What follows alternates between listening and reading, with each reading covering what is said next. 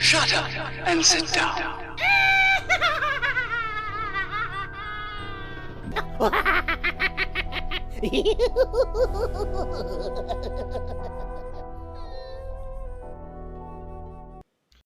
Welcome to another episode of Redtooth's Haunted Outdoors.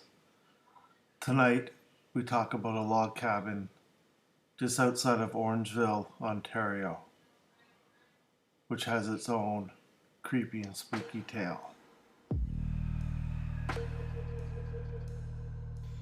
The old cabin of the area's best bonesetter was rented to many tenants, but none would stay there for very long. The ghost is still in it.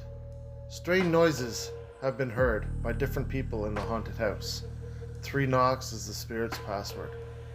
These headlines, recorded in the March 7th, 1895 Orangeville Sun, described the interesting and perplexing events that took place in an abandoned cabin just west of Camellia earlier that year. No one could explain the unusual goings on in the old log house that once belonged to Dr. Frame. He and his family lived on Lot 16, Concession 2. He was known as a first-rate physician and the best bonesetter in that part of Dufferin County. His son Thomas was also a physician. Both doctors and the rest of the family lived in the cabin until early 1890s.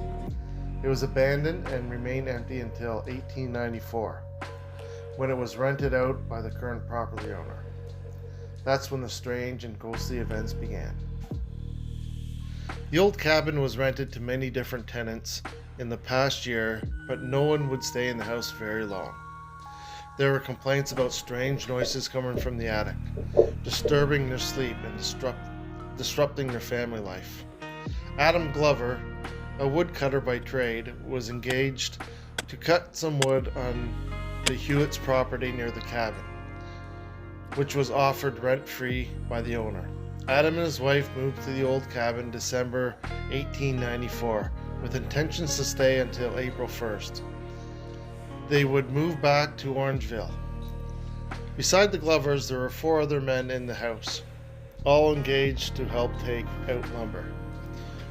Soon after the Glovers and the workers had moved in, they began hearing strange taps, raps, and other noises in the cabin, but attributed them to the old logs heaving and contracting during the frosty winter nights.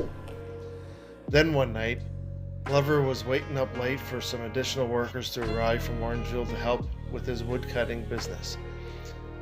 He gave up and retired. Around 1 a.m., he woke to a thunderous knocking at the door. He thought it was his workmen finally arriving, but before he could reach the door to the small shed leading to the front door, another loud knock occurred, and then the door opened and closed of its own volition, as if someone had just entered the cabin.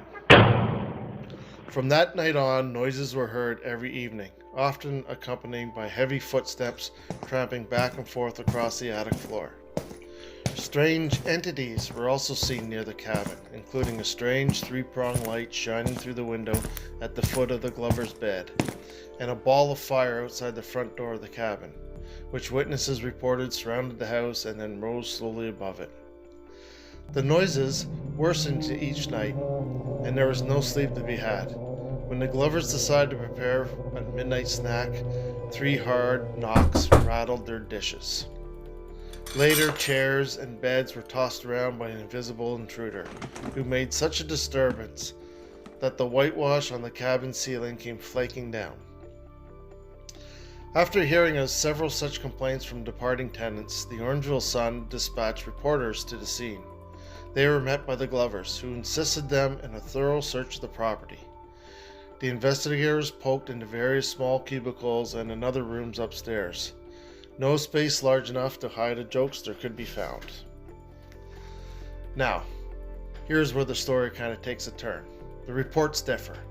Some say they were in the attic, spread out like a buffet, while others say they were tucked inside a bag in the shed that led to the cabin's outside door. Either way, it was a gruesome find for the intrepid investigators. A selection of human bones, amputations, and old medicine bottles, Whether it was Dr. Frame, the Bonesetter, or Dr. Thomas Frame the Younger, we'll never know. But someone had been studying anatomy and keeping the specimens.